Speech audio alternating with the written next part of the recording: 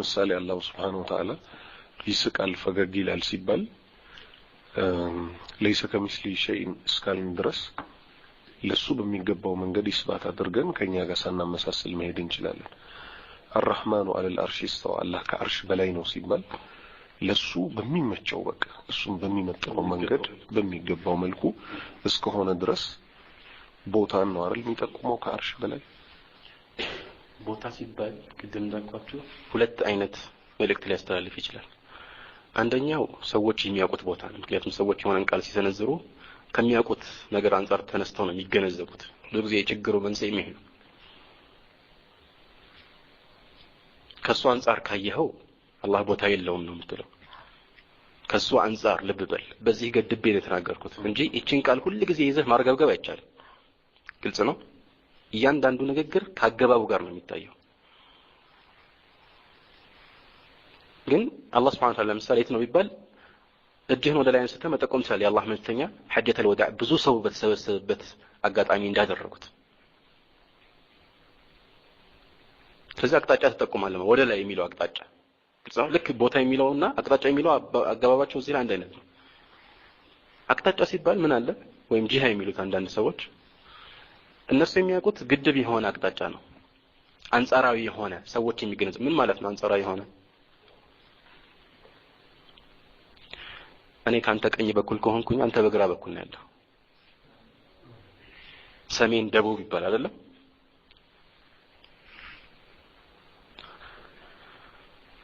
በስተ ሰሜን በስተ ደቡብ ይባላል።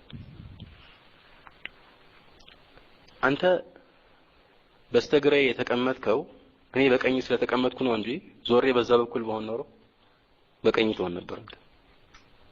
አንጻራዊ ነው። ያቺኛው ሀገር ከዛኛው ሀገር በስተ ምስራቅ ትገኛለች አልኩ። ምስራቅ እኮ ላትሆን ትችላለች። ምዕራብ ሊባሉ ይችላሉ በጥቅሉ። ግን አንጻራዊ ነገር ነው። ሁሉ ጊዜ ምዕራብ ምስራቅ ነው የሚባሉ ነገሮች ሰዎች የሚያውቃቸው አቅጣጫዎች። ምዕራብ የሚባለው ከምስራቅ አንጻር ነው። ሰሜን የሚባለው ከደቡብ አንጻር ነው።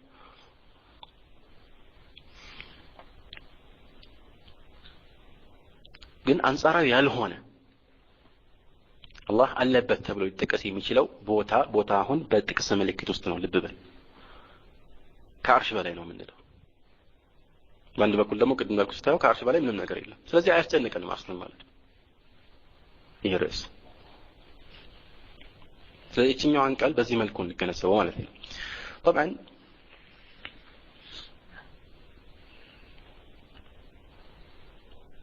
በዚህ ርዕስ ላይ የሚነሱ በርካታ ጅምብሮች አሉ ብያቸዋለሁ። ለእያንዳንዱ ከአንድ በላይ መልስ መስጠት ይቻላል። ሁሉንም መዘርዘር አያስፈልግም። ከዛ በፊት ግን እነዚህ መረጃዎችን ሰዎች ማወቅ ስላለባቸው እዚህ ቦታ ላይ እናነሳው። ነገር ግን እንዲህና እንዲህ የመሳሰሉ ርዕሶች ላይ እንደ መመሪያ የሚጠቅሙንን ሁለት ምሳሌዎች ልጠቁም። አንደኛው ቅድም ተነስቷል ግን ትንሽ ነካ አድርጌው አልፋለሁ። የመጀመሪያው ምሳሌ ምንድነው? ሰዎች እንደምታውቁት በዚህ ዱንያ ላይ ሲኖሩ የሚያዩዋቸው በርካታ ነገሮች አሉ። እነዚህ የሚያዩዋቸው ነገሮች በሆነ ቃል ይጠቅሷቸዋል። ያ ቃል ግን ሰፊ ከመሆኑ አንፃር ብዙ ነገሮችን ያካትታል። እንደ ምሳሌ ዕውቀት ሲባል በዱንያ ላይ የዕውቀት ባንክ የሚል አጋጥሟቸው ያውቃል? ይፈቷል በበል ላይብራሪ ውስጥ ዕውቀት የለም። የተጻፈ ነገር ነው ያለው። ምክንያቱም ዕውቀት ቢኖር ኖሮ አንድ ሰው በገባ ቁጥር ዕውቀት ያገኘ ነበር። ግልጽ ነው። ላይብራሪ ውስጥ ዕውቀት ሊያስገኙ የሚችሉ ጽሁፎች አሉ። ብዙ ሰዎች የማያስተውሉት ነገር አለ። እዚህ ግድግዳ ላይ 2 ቁጥር ተጽፈላችሁ ይሄ ምንድነው ነው የምትሉኝ? 2 ቁጥር ትሉኛላችሁ አይደል? ግን 2 ቁጥር አይደለም እሱ ነው እንዴ? አይደለም። 2 ቁጥር ቢሆን ኖሮ ሁሉ ጊዜ አንድ አይነት ይሆን ነበር። ግን በአረብኛ 2 ቁጥር አጻጻፍ ይለያል፣ በእንግሊዘኛ ይለያል፣ በአማርኛ ይለያል፣ በሌሎች ቋንቋዎችም ይለያል። ስለዚህ ይሄ ነገር ምንድነው? ሰዎች 2 ቁጥርን እንዲተካና እንዲወክል አድርገው ያስቀመጡት ወይም ያሰፈሩት ምልክት ነው እንጂ 2 ቁጥር አይደለም እሱ። ወጣቻው አለበበለ 2 ቁጥር ሳይሆን ምልክት ነው ይሄኛው።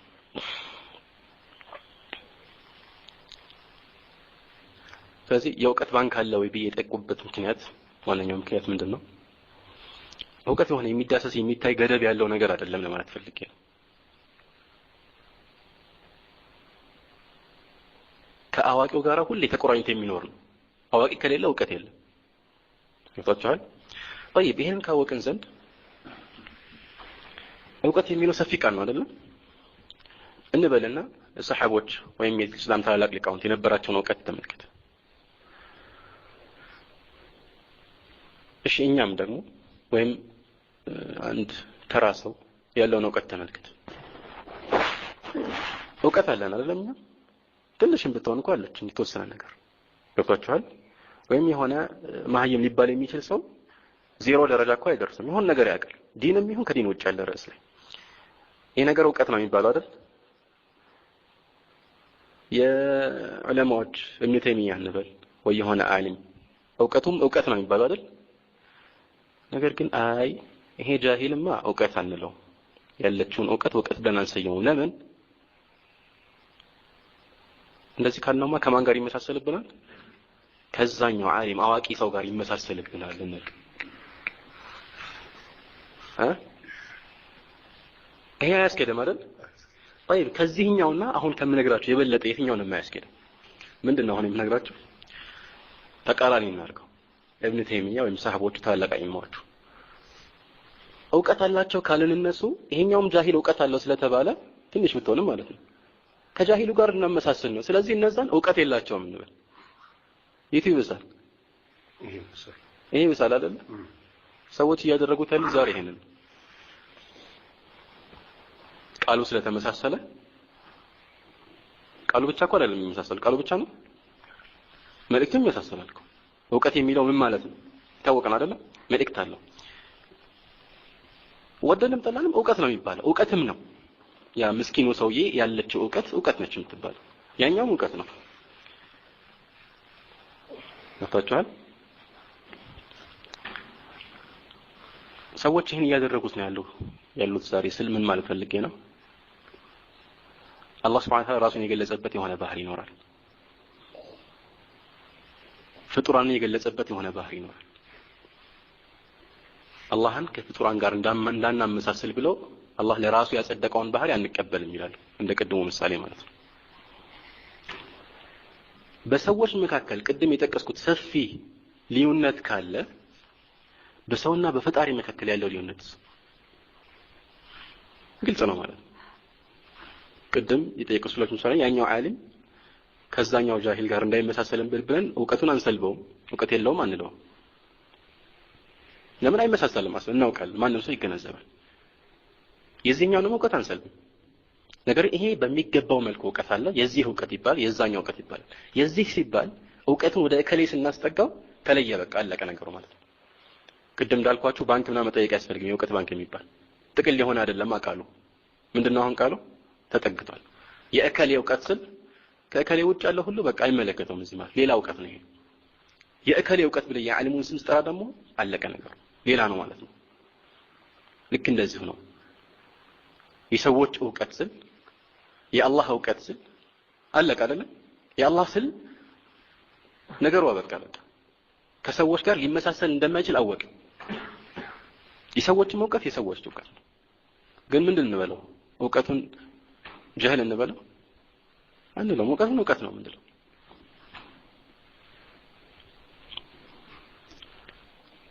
ከዚህ ይበልጥ ደግሞ ነገሩን ይበልጥ ግልጽ የሚያደርግን ሌላ ምሳሌ ልጨምር። ያው ራሱ ነው ነገሩ።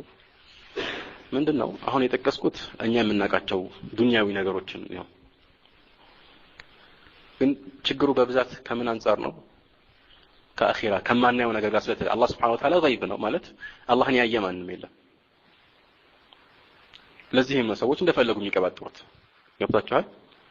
አላህ Subhanahu Wa Ta'ala ባወረደው መመሪያ ላይ ያልተብቃቁት ካላቸው ችግር የተነሳ ነው። በጥቅሉ ይህ ይበልጥ ግልጽ እንዲሆን የማናየው ነገር ሌላ ምሳሌ እንስጥ። አላህ ጀነት ውስጥ ብዙ መስተንግዶች በርካታ እድሎችና ተድላዎች እንዳሉ ነግሮናል። ግልጽ አይደለም? የሚፈሱ 4 ወንዞች አሉ። የወተት፣ የውሃ የማርና የኸምር ዛፎች አሉ ሴቶች አሉ ህንጻዎች አሉ ወፎች አሉ ብዙ ነገሮች አሉ طيب ከሚጠጣው ነገር እንጀምር ነው የጀነት ውሃና የዱንያ ውሃ አንድ አይነት ነው የዱንያ ውሃና የጀነት ውሃ አንድ አይነት ነው አይደለም ታዲያ እንዳመሳሰልብን የጀነትን የመሰለ ትልቁን ዘላለማዊ ጸጋ ከዱንያ ጋር እንዳናመሳስል ለምን ያኛውን ውሃ አይደለም የሚፈለግበት የሆነ የልብ እርካታ ነው ምናምን ብለን እንቀየው ያስኬዳል አያስኬድም አይደል ውሃ ነው ግን የዱንያው ውሃ ነው አይደል ውሃ ነው እርግጠኛ ናችሁ የዱንያው የምንጠጣው ውሃ ነው አይደል የአኺራውስ ውሃ ነው ወይስ ሌላ ስም እንስጠው ስለዚህ የሆነ የሚያገናኛቸው ነገር አለ ማለት ነው ቃሉን አይደለም ብላችሁ ከቃል ባሻገር ቃሉ ያገናኛቸዋል እሱ ትክክል የለው ከቃል ባሻገር የሚያገናኛቸው ነገር አለ የለም ማዕናው መልእክቱ ይገናኛል ነገር ግን ይበላለጣል ቃሉ ብቻ ነው የሚያገናኘው ካልኩኝ ሌላ ስም ልሰጠው ነው ማለት ነው አይ የሆነ በር ነው ምናምን ብዬ ልፈስረው ይችላል ለምሳሌ ዋው አይደለም ወይም ደግሞ የሆነ የልብ እርካታ ነው ምናምን ልለው ይችላል ይሄ እንግዲህ ከተሕሪፍ አልፎ እንደ ባጥንያዎች ሊሆንብኝ ነው እንግዲህ እንደዚህ ነው የሚያደርጉት ባጥንያዎች እዚህ ርዕስ ላይ እንደዚህ ያደርጋሉ ማለት ነው ባጥንያ የሚባሉ ወገኖች አሉ ከኢስላም ውጭ ሆኖ አመለካከት ያላቸው ቁርአንና ሐዲስ መመሪያ እናደርጋለን ይላሉ ጀነት ውስጥ አላህ የጠቀሳቸውን መስተንግዶች አስመልክቶ ይሄ ማለት የሚፈለግበት እንደዚህ ነው ሌላ የማይመስል ትርጉም ይሰጡታል ለምሳሌ ሰላት ማለት ይላሉ ማዕሪፈቱል አስራር የተወሰኑት ናቸው እንደዚህ የሚሉት ሰላት እንደዚህ ጎንበስ ቀና እንደኛ መደፋት መልፋት ሳይሆን እነሱ ጋር ምንድነው ሚስጥር አለ ያቺ ሚስጥር ማወቅ ነው ሐጅ ማለትስ እዛ መካ ምናምን መሄድ አይደለም ሐጅ ማለት ሼኾቻችንን መዘየር ነው አሉ ገብቷል ከቋንቋ አንፃር እንኳን የሚያስኬድ አይደለም በመሰረቱ ማለት ነው የጀነትን እና የአኺራን ቅጣቶችና የአኺራን ደግሞ ነዒም ወይም ደግሞ መስተንግዶች መልካም መስተንግዶች በዚህ መልኩ ያጣመው ይፈስሯቸዋል እዚህ ላይ የአላህ Subhanahu Wa Ta'ala አንዳንድ ባህሪያት የሚያጣምሙ ሰዎች መልስ ይሰጧቸዋል እንደዚህ አታድርጉ ብለው ማለት ነው ግልጽ ነው ለምን ይሄንን የሚሰጡትን መልስ የአላህን ስሞችና ባህሪያት አስመልክተው እነሱ ራሳቸው ለምን አይሰሩበትም ገብቷቸዋል አባባል የአላህን ስሞችና ባህሪያት አስመልክተው አንዳንድ ሰዎች ይሄ ማለት እንዲህ አይደለም የሚፈልግበት ብለው ጠመም ያደርጉታል አይደል ግን ለቅድሞቹ ከኢስላም ውጭ የሆኑ ባጥንያ እምነት ያላቸው ሰዎች ሰላት ማለት እንደዚህ አይደለም ምናምን ሲሉ አይ እንደሱ አይደለም ብለው ይሄማ ከቋንቋ አንፃር አያስኬድም ቁርአንን ዛሂሩን መቀበል አለብን ምናምን ብለው ያሳምኗቸዋል ገብቷቸዋል ያን የሚሉትን ነገር ለምን ለራሳቸው አያደርጉትም ጀነት ውስጥ ውሃ አለ ተባብለናል ውሃ ነው ውሃ ነው በቃ የሚፈስ ነገር መሆኑን አውቃለሁ ውሃ ምንድነው ሲባል ማብራሪያ ምንም አያስፈልገው አይደለም እንዴ ምንነቱን ታውቀዋለህ ከመልእክት አንፃር ግን የሚለዩበት ነጥብ ደግሞ ብዙ አለ ማለት ነው ከማዕና አንፃር ከቃል አንፃር ብቻ ሳይሆን ከማዕና አንፃር ይገናኛሉ ግን ከመገናኘት ባሻገር አንድ ናቸው ማለት አይቻልም ጭራሽ የተለያዩ ነገሮች ናቸው ወተት አለ ጀነት ውስጥ ዱንያ ውስጥም አለ ይገናኛሉ አይገናኙም ሁለቱም ወተት ነው ግን ይባላል ኸምር አለ عسل አለ ከብዙ ነገር አንፃር ይለያያሉ طيب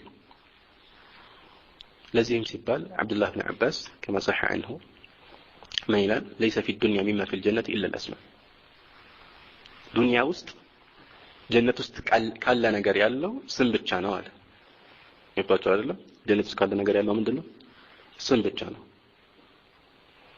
እንጂ አንድ አይነት አይደሉም ለማለት ፈልገው ነው በጣም ይለያያሉ ያም የአኺራ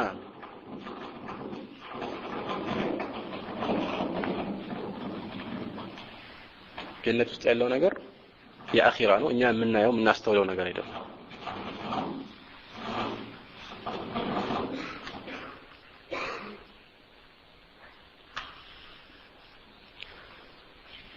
የአላህ Subhanahu Wa Ta'ala ስሞችና ባህሪያትም እንደዚህ ማለት ነው ስለዚህ የጀነትን መስተንግዶ አናስተባብልም ከዚህ ጋር እንዳይመሳሰል ብለን ማለት ነው ይሄ ብዙ ምሳሌዎች ይስተትበት ይችላል ከፍጡር አንፃር ማለት ነው መላእክቶችን ተመልከቱ መላእክቶች ክንፍ አላቸው የላቸው እንዴ ክንፍ አላቸው ካልንማ ከወፍ ጋር ልናመሳስላቸው ነው ስለዚህ ክንፍ የላቸው ምን ነበር ክንፍ የተባለው ምንድነው የእንቅስቃሴያቸው ፍጥነት ሊጠቆምበት ነው ብንል አሁን ምንድነው ከቁርአን ልንወጣ ነው ማለት ነው አላህ ቁርአን ላይ አልহামዱሊላሂ ፋጢሪ السماوات والارض جاعل الملائكه رسلا اولي اجنحه مثنى وثلاث ورباع መላእክቶችን የክንፍ ባለቤት ያደረጋቸው ሁለት ሶስት አራት ክንፍ የሰጣቸው ጅብሪል كما جاء في الصحيح هنا موبايل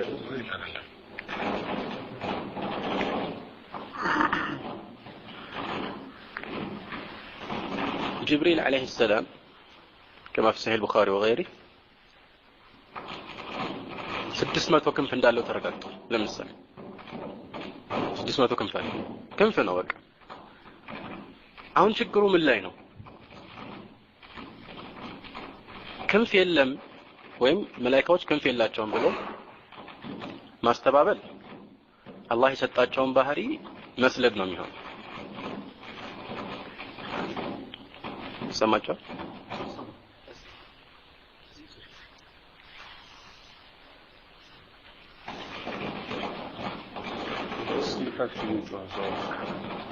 ተሰካ ስልካለዚ የተሰካ ነገር ነው የሆነ ነገር አይዋ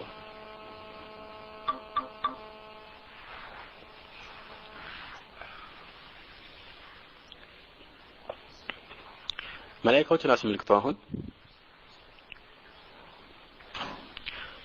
ሁለት ነገሮች አሉ አንደኛው ክንፍ አላቸው ተብሏል ክንፍ እንዳላቸው እናረጋግጥላቸዋለን አይ ክንፍ የላቸውም ብሎ ማስተባበሉ ምንድነው አላህ Subhanahu Wa Ta'ala የሰጣቸውን ባህሪ ማስተባበል ነው የሚሆነው ወይም ክንፍ ሲባል እዚህ ላይ የሚፈለግበት የእንቅስቃሴ ችሎታ ነው ካለ ለምሳሌ አያስኬድም ለምን አላህ 2 3 4 እያለ ነው የገለጸልን በቋንቋም ደረጃ ክንፍ ከተባለ ክንፍ ነው ችግር የለውም አስለን ገና ለገና ከዶሮ ወይ ከአውሮፕላን ጋር ይመሳሰላሉ ብለን አላህ የሰጣቸውን ጸጋ እንሰልባቸው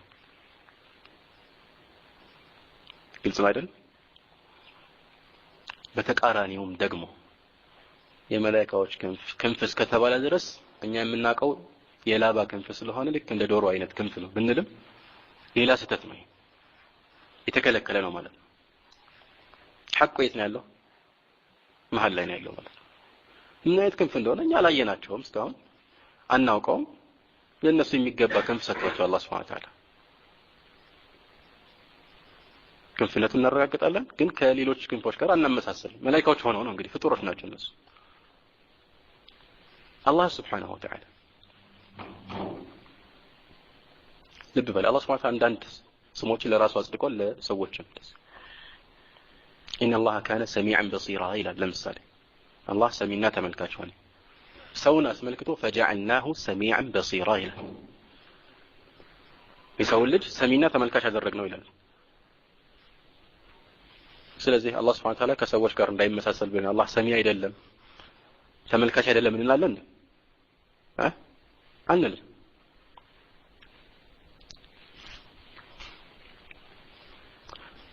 እንደዚሁም አላህ Subhanahu Wa Ta'ala يخرج الحي من الميت ይላል ፍጡሩን አስመልክቶ እሱ ደግሞ الله لا اله الا هو الحي القيوم الله حي ነው አንዱ ስሙ ነው አይደለም ፍጡራንም حي ናቸው ህይወት አለው ህይወት የለኝም የሚል አለ እዚህ ውስጥ የለም አይደል ሰዎች ልብ በሉ ቅድም እንዳልኳችሁ የሚያስተባብሉት የራሳቸውን አይደለም ፊት ለፊት ስለሚታያቸው ማለት ነው የትኛውን ነው የሚያስተባብሉት غيب የሆነው ነው የሚቀያየሩት እንጂ ከአላህ ጋር እንዳይመሳሰል ብሎ የራሱን ህይወት አይደለም የሚል የለም ምንድነው የሚያደርገው አላህ ከፍጡራን ጋር እንዳይመሳሰልና አላህ Subhanahu Wa Ta'ala የጠቀሰው ነገር የሚፈለግበት ሌላ ነው ብሎ ትርጉሙን ይቆለመዋል እኛ ግን እንዲህ ከምናየው ከምንዳስሰው የራሳችን ባህሪ ይበልጥ እርግጠኛ ልንሆንበት የሚገባው አላህ በቁርአንና በመልእክተኛው አንደበት ስለራሱ የነገረን ባህሪ ነው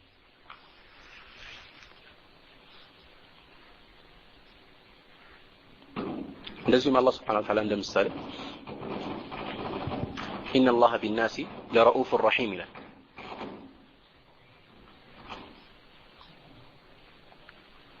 የተለወረ إن الله بالناس لرؤوف رحيم الله رؤوف رحيم አይደለም መልእክተኛው ረሱል ሰለላሁ ዐለይሂ ወሰለም ማለት بالمؤمنين رؤوف رحيم لكن ليس الرؤوف كالرؤوف ولا الرحيم كالرحيم አይገናኝም አይደለም የአላህ ረህማና የመልእክተኛው ረህማ ግን ሁለቱም ቃል ውስጥ ይካተታል ማዕና ውስጥም ይካተታል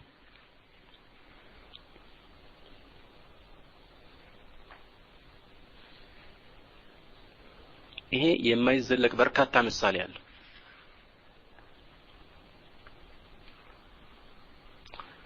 ከባህሪም አንፃር ስናይ እንደዚሁ رضي الله عنهم قدم ብለን رضي الله عنهم ورضوا عنه اثبت الرضا لنفسه كما اثبته لخلقه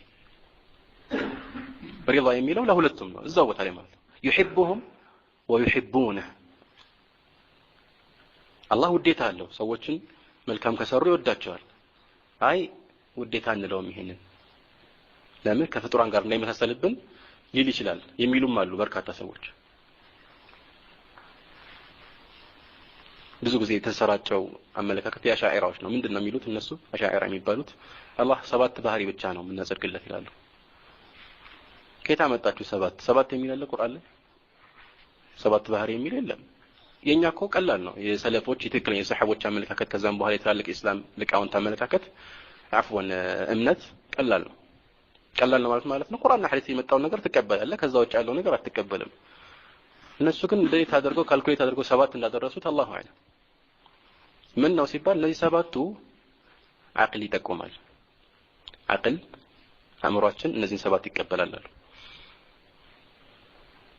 ብዙ መልስ አለ ለዚህ አባባል ብቻ ማለት ነው አንደኛ አቅል ይሄን ነገር በትክክል አያሳይህም ቢባል እንኳን ነገሩ እንደዛ አይደለም ግን ቢባል እንኳን ሰምዕ አሳይቷል ቁርአንና ሐዲስ ከተቆመ ድረስ انتفاء الدليل المعين لا يستلزم انتفاء المدلول ይላሉ ዑለማዎች አንድ ነገር ብዙ ደሊሎች መረጃዎች ይኖሩታል አንደኛው ደመረጃ እዚህ ቦታ ላይ አንተ አልገባህም ማለት ሌሎች መረጃዎች አይሰሩም ማለት ነው እንዴ በዚህ ባይሰራ በዚህ ይሰራል ሁለተኛ ደግሞ እነሱ እነዚህን ሰባት ነገሮች በአቅላችን እናረጋግጣለን ብለው ከሞገቱበት መንገድ በተሻለ ሁኔታ ሌሎች ባህሪያትን ማረጋገጥ እንችላለን በአቅል ራሱ ነገር ግን በአቅል ሲባል ማዕሰምዕ ነው ሁሉ ጊዜ ለስሙ ሲፋት ላይ الصفات العقلية يبان ነገር ከሰማችሁ أي الصفات التي دل عليها العقل مع السمع معناتها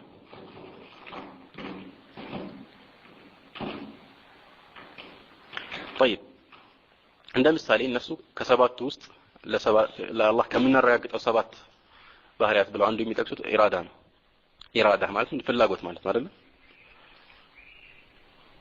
እንዴት አወቃችሁ አላህ ኢራዳ እንዳለው ሲባሉ እነሱ ቁርአን ሐዲስ አየን አይደለም ኮሚት ቁርአን ላይ አለኛ ቀላል ነው ለኛ ቁርአንና ሐዲስ ላይ አለ ነው ምንድነው አይ ቁርአንና ሐዲስ ላይ አለ ሳይሆን ያሉት ምንድነው التخصيص يدل على الإرادة يعني الله سبحانه وتعالى مثلا ይሄኛው ሀብታም ይሄኛው ደሃ ማድረጉ ይሄኛው ጤነኛ ይሄኛው በሽተኛ ማድረጉ ይሄን ጠንካራ ያን ደካማ ወይም ደግሞ ፍጥረት ዓለሙ ሲፈጥር ይሄንን በዚህ መልኩ ያኛውን በሌላ መልኩ መፍጠሩ መለያየቱ ፍላጎት እንዳለው ያሳያል ፍላጎት ባይኖር ነው ልዩነት አይኖርም ነበር አሉ በዚህ መልኩ ነው طيب محبس لا محبة የሚፈለግበት ምንድነው ኢራደቱ الثواب ነው ለምሳሌ محبة ውዴታ ሳይሆን በእነሱ አገላለጽ ምንድነው መልካም ምንዳ ለመስጠት መፈለጉ ነው እንጂ ውዴታማ ላ ይሄ ፍጡር ባህሪ ነው ይላሉ ግልጽ ነው አይደል ቅድም ያልኳችሁን ጥቅል መልሶች አሁን እዚህ ላይ እስቲ ተግባራዊ እናደርጋቸው አንደኛ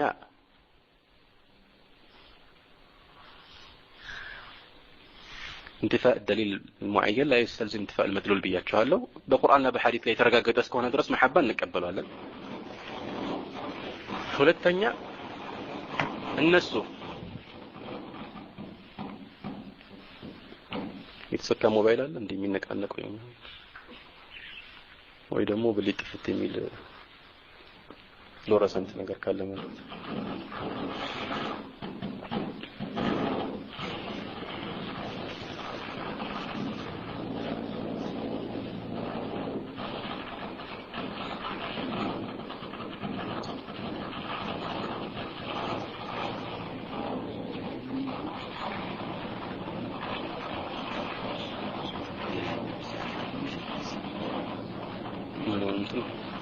ሞባይል ደግሞ እንደዛ አይደለም እንደምሰው እየተደወለከ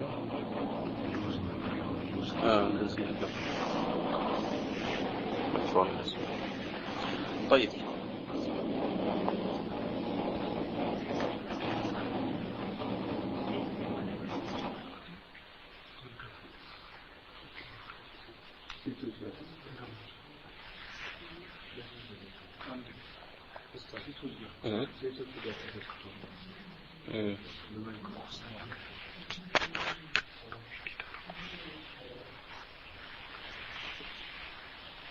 طيب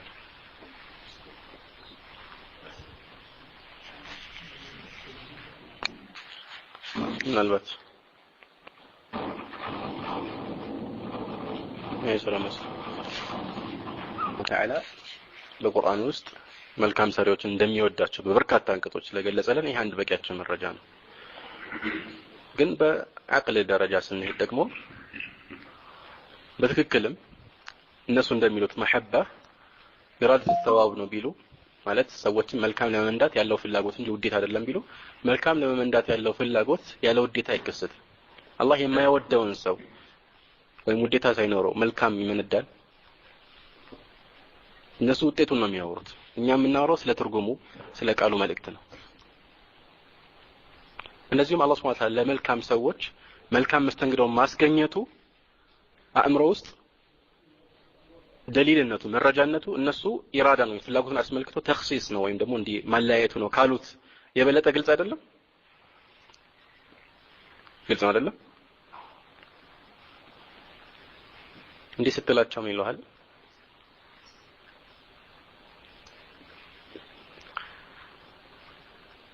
አይ መሐባ የሚባለው ነገርማ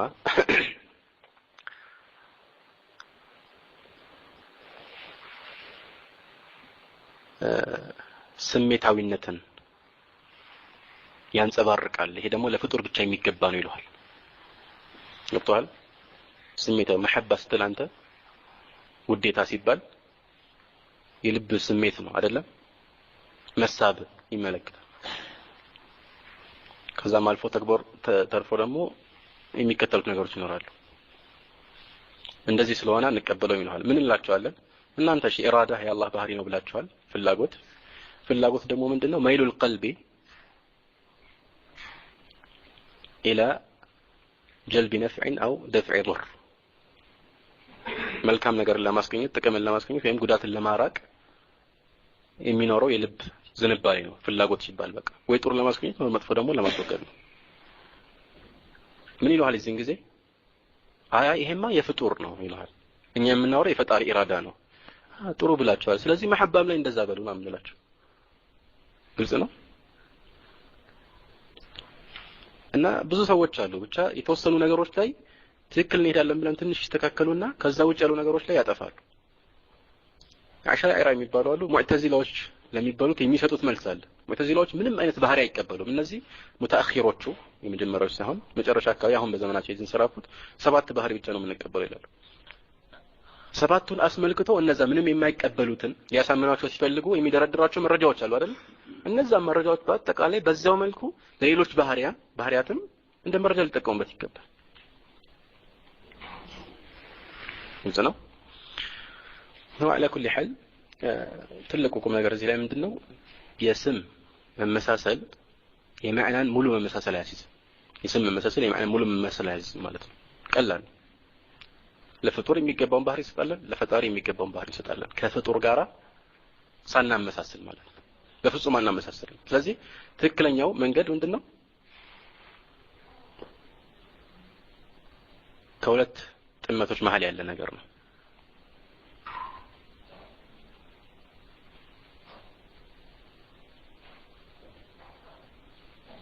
እናም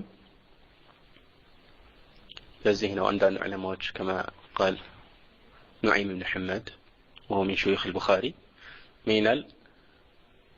من شبه الله بخلقه فقد كفر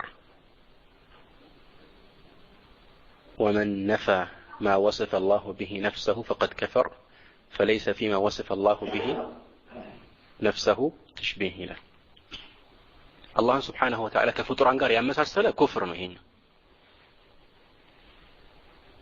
የአላህን ባህሪያት ደግሞ አልቀበልም ብሎ ያስተባበለና የካደ ይሄም ኩፍር ነው።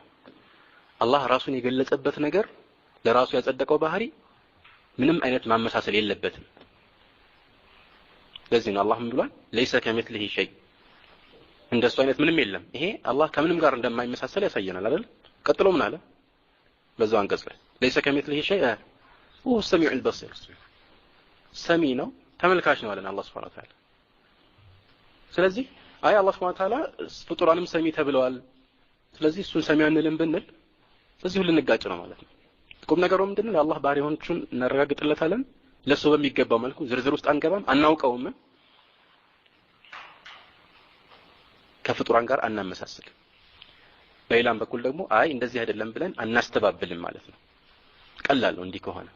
ምክንያቱም ቅድም እንዳልኩት ነገር ነው። ሰዎች ነገሮች የሚከብዷቸው ነገሮችን የሚመዝኑት ከሚያውቁት ነገር አንፃር ተስተው ስለሆነ ነው። ነገሮችን በሆነ መልኩ ነው የሚገኘው። አላህ ከአርሽ በላይ ነው ሲባል በቃ ሰዎች የሆነ ነገር ላይ ሲቀመጡ የሚኖራቸውን ሁኔታ ያስባል። ይሄ ልክ እንዲህ ብሎ ሲያስብ ኤክስ ይሆናል በቃ አስለል ከመሰረቱ ማለት ነው። ቀላል ነው።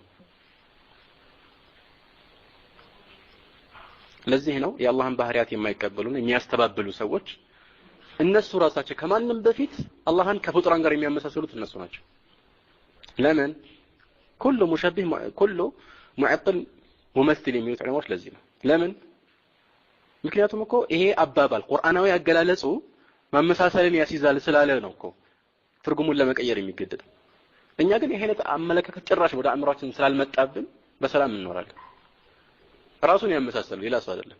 ከዛ ደግሞ ለዚህ ለወደቀበት ችግር ሌላ መፍትሄ ይፈልግ፣ ለሌላ ችግር መፍትሄ መሻት ማለት ነው። ችግሩ መጀመሪያ ላይ ነው የሚመጣው። ወፍራችኋል።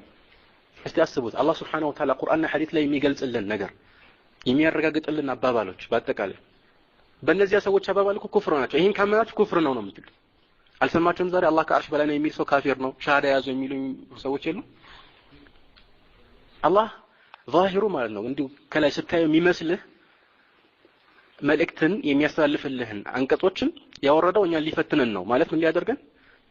አደራችሁን ይሄንን እንዳትቀበሉት ትርጉሙን እንደፈለጋችሁ ወይም እንደምንም ብላችሁ የሆነ መንገድ ቀይሳችሁ አጣማችሁ ቆልመማችሁ ሌላ ነገር አድርጉት እንጂ እንዳትቀበሉት ብሎናል ማለት ነው በእነሱ አባባል። አላህ Subhanahu Wa Ta'ala እኛን በእንደዚህ አይነት ቅኔ መሰል ሰምና ወርቅ ሊያጠመን ነው የሚፈልገው ወይስ ሊመራን ነው? አላህ እኮ ሊመራን ነው። يريد الله ليبين لكم ويهديكم سنن الذين من قبلكم ويتوب عليكم ሊመራን እኮ ነው የሚፈልገው አላህ Subhanahu Wa Ta'ala። በእነሱ አባባል ግን ለዚህ ነው አብዛኞቹ አዋሞች እነሱ ጋር ችግር አለባቸው። ኢማናቸው አልተሟላም። አዋም የሚባሉት የነሱ አይነት ፍልስፍና ውስጥ ያልገቡ ተራ ሰዎች ሙስሊሞች ማለት ነው። ተራ ሙስሊሞች ኢማናቸው ችግር አለበት በእነሱ አገላለጽ። ልብ በል። ከዚህ ሁሉ ጭቅጭቅ ከዚህ ሁሉ ንትርክ የወጣ ሰላም እምነት ከፈለክ ቁርአንና ሐዲስን ተከተል። ቁርአን ላይ የተነገረ ነገር ሁሉ ሐቅ ነው። ከፍጡራን ጋር አታመሳሰልም። እውነት መሆኑን ታረጋግጣለህ። ለአላህ በሚገባው መልክ አንተ አታውቀው ወላ ይحيطون به علما። ባጭሩ ይሄ ነው። ይሄንን በትክክል የተገነዘበ ሰው በዚህ ርዕስ ላይ የሚነሱ ጥያቄዎች በአጠቃላይ ምንም አይነት ውዥንብር አይፈጥሩበትም ማለት ነው። ሁለተኛው ምሳሌ ያልኳችሁ ቅድም የጠቀስኩት ነው። በጥቆማ ብቻ ነው ማለት የሩህ ምሳሌ ነው። ስለማያውቁት ነገር እንዲህ ነው ብሎ ዝም ብሎ በፍልስፍና መናገር የሚያመጣውን ነገር ተመለከትን። ስለ አላህ ደግሞ ማወቅ የምንችለው እሱ በነገረን ነገር ላይ ተመርኩዘን ብቻ ነው አይደለም። ولا يحيطون به علما። ያ እንደዛ ከሆነ ደግሞ አርፈን መቀመጥ ነው ማለት ነው። ካቅም በላይ የሆነ አንድ ሰው ለምሳሌ እንበል ምሳሌ ልስጣችሁ። ካቅም በላይ ዝም ብሎ መፈላሰፍ የሚያመጣውን ነገር ማለት ነው። የሞባይል ስልክ ዛሬ ምንም አይነት የቴክኖሎጂ ወይም የእድገት ፋና የሌለበት ገጠር ልም ያለ ገጠር ውስጥ ገብተህ ምንም አይተው የማያውቁትን ነገር ብታሳያቸውና ይሄ ነገር ድምጽ ያሰማል ሰዎችን በዚህ ማናገር ይችላልው ምናምን ትላቸዋለህ። ግልጽ አይደለም? እንዴት ነው የሚሰራው ምናምን ቢሉ ምን ትላቸዋለህ? ይሄ የሚሰራው ለምሳሌ ሳውንድ ኢነርጂ መጀመሪያ በዌቭ በኩል ይመጣል። ዌቭ ሆኖ ዌቭ ደግሞ ወደ ሳውንድ ኢነርጂ ይቀየራል። ይሄን የሚቀበሉ ሳተላይቶች አሉ ከላይ ያ የሚሰራው ከዘብዘባህ ያኒ ዌቭ ማለት ነው። ከዛ ጋር ነው ከዛ ያኛው የሚናገረው እንደዚህ ኮድ አለው በዚህ ገብቶ በዚህ ወጥቶ ምን አገባቸው?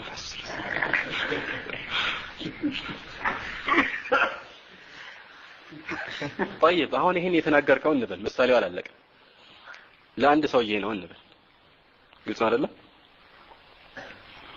ያ ሰውዬ አንተን ሸኝቶ ወደ ከተማ ተመለስ ገጠር ነው ሄዶ ለቤተሰቦቹ ይላቸዋል ያረዛ ያየሁት የሆነ እንትን ነው ይናገራል አላቸው ብረት ነገር ነው እንደዚህች ነገር ነው ያለችው ትናገራለች እንዴት ያለች ነገር ነች አላቸው ገብታችሁ አይደለም